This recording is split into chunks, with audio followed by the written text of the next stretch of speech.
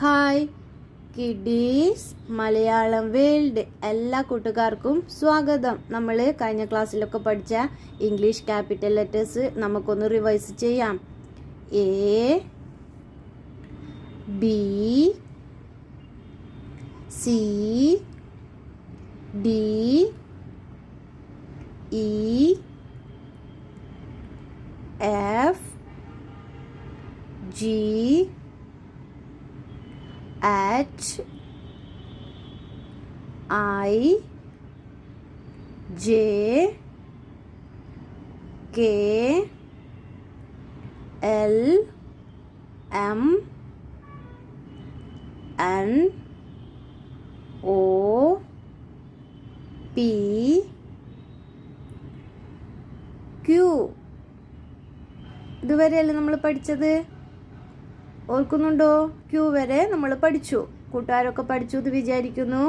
ഇന്ന് പഠിക്കാൻ പോകുന്ന ഇംഗ്ലീഷ് ക്യാപിറ്റൽ ലെറ്റർ ആർ. ഏതാ ഇന്ന് പഠിക്കുന്നേ?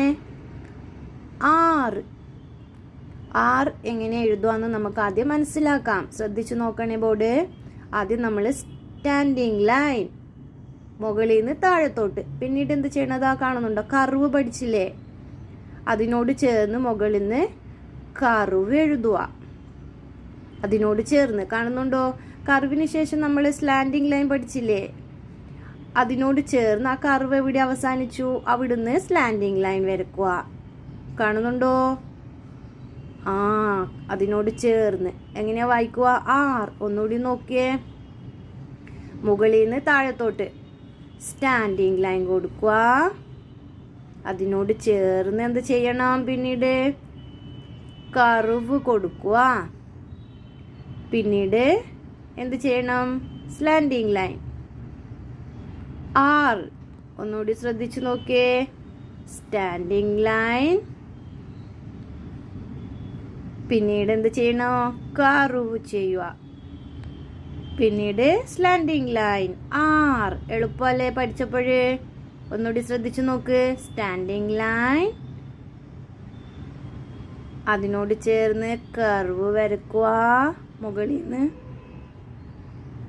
പിന്നീട് എന്ത് എഴുതണം? Slanting line, capital letter R. വളരെ എളുപ്പമല്ലേ? ഒന്നുകൂടി ശ്രദ്ധിച്ചു നോക്ക്.